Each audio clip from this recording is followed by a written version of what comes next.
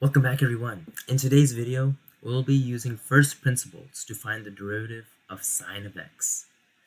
Now, most of you might know that the derivative of sine of x is cosine of x, but where do we get that? It's one thing to memorize something, but if you've been on this channel for a while, we don't memorize. We understand and we learn. So let's get to it. So let's start off with actually writing down the function, okay? So we have f of x is equal to sine of x. Okay, now what we're going to do is we're going to derive this using first principles. Now if you don't know what first principles are, you can refer to my previous video on an introduction to the derivative. But basically a first principles is we're going to take the derivative of sine of x, so d dx of sine of x, which is essentially equal to, what does this mean? Well, you basically have 2 points on the sine of x graph. One will be at whatever x is, and then another one will be on another point, which is x plus h. So 1 point, and then we go over a little bit to x plus h. So then there's a little distance of h. Then we connect a line between those 2 points. We take the slope of that line, and that tells us the average rate of change. But we want the instantaneous rate of change. So what we'll do is we'll take the gap between those 2 points and just shorten it. We'll take the limit as that h approaches 0. The distance between those 2 points eventually reaches 0. As we do that, then the slope will eventually become a tangent line. Okay, the slope, or the line that connects the 2 points, will become a tangent line. You can take the slope of that, boom, you have an instantaneous rate of change. Now the standard way to show the derivative of sine of x is to use the graph. We have the graph here of sine of x, which is like that, and then you look at the slope at each point. So we'll look at the slope at the maximum, and we'll see it's a horizontal line, so we say the slope is 0 at pi over 2. However, what if we want to take a slope at like this point? Okay, then it's a bit different. But here we know the slope would be -1. Here would be again 0, here would be +1, here would also be +1. So then using this, we go like, okay, this looks a little bit similar to the cosine graph. Because at this point, cosine would be plotted here, here, here, here, and here to connect this. And I know it's all in white, so it's a bit hard to see. But that's the standard way of explaining the derivative of sine of x. However, why am I doing this in this format, using first principles? Well, when you use first principles to derive these derivatives, you can improve your algebra skills. Because really, calculus is when you're solving calculus problems, most of it's going to be algebra. If you don't have a good algebra base, then solving calculus problems will be hard for you. Quite honestly, the calculus part is easy. It's the algebra that trips a lot of people up. So I'd recommend doing this if you want to build a good algebra base. So if you don't know your trigonometric angle identities, I got you. So I got you covered. So beautiful. Now what I see is that we have 2 sine of x's, this sine of x here and this sine of x there. And I want to factor that out, okay? I don't want 2 of them, I just want 1 of them. So what I'm going to do is I'm just going to switch these 2 terms, okay? These 2 terms, and then I'm going to factor out a sine of x. So now we have the limit.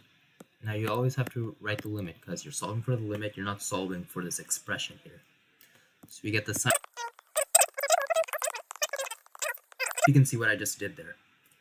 I just switched these 2, factor out a sine of x, so then if you distribute this and just switch these 2 here, it'll still be the same thing. Now what I'm going to do is that I'm going to break up these 2 terms up top, and I'm going to keep an h on both of them. So for now, let's just focus on this part here. What I notice here is that this sine of x is being multiplied by this. So what I can do is I can make a sine of x and I can bring it out to the front. Because this has an x, while we're evaluating the limit as h approaches 0, not x. So nothing happens to this x, basically.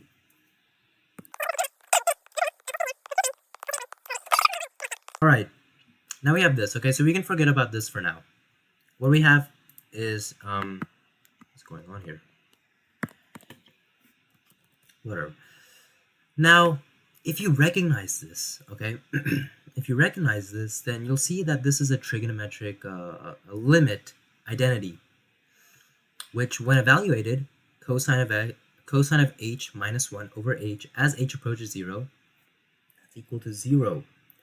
So essentially we're multiplying sine of x by 0 when we evaluate this entire limit. This whole entire thing comes out to be 0. Okay, we're getting somewhere now. Now what we have to do is just focus on this part here, and this is actually going to be divided by an h, because remember, we want to keep common denominators. So then we get, we get the limit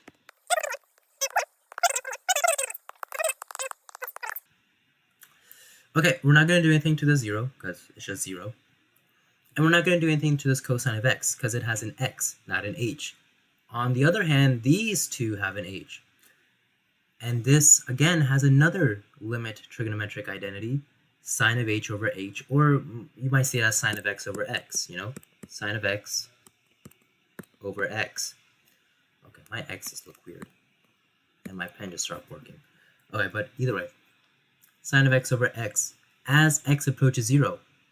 To my memory, that equals 1 when you evaluate the limit.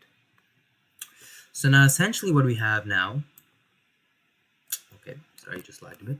What essentially we have now is the limit as h approaches 0 of 0 plus cosine of x times 1. And we don't even need this limit anymore because we already evaluated it.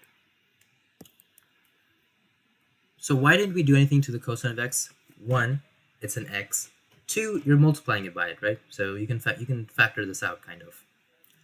So now we have 0 plus cosine of x times 1, which comes out to be cosine of x. So you'll notice we had to do two things here. We had to use the angle, the trigonometric angle identities, and we had to use the trigonometric, the limit identities as well. So I hope you see how this can improve your algebra because you're brushing up on these two different topics. You probably didn't know that sine of x plus h is equal to that. I helped you with that, but I'd recommend doing the derivative of cosine of x. Most of you know that the derivative of cosine of x is negative sine of x, but again, I'd encourage you to do it to actually see where it comes from using first principles. In fact, do it for anything you can. E to the x, ln of x, 1 over x. Doing with polynomials is relatively easy. It's just the expansion that gets difficult.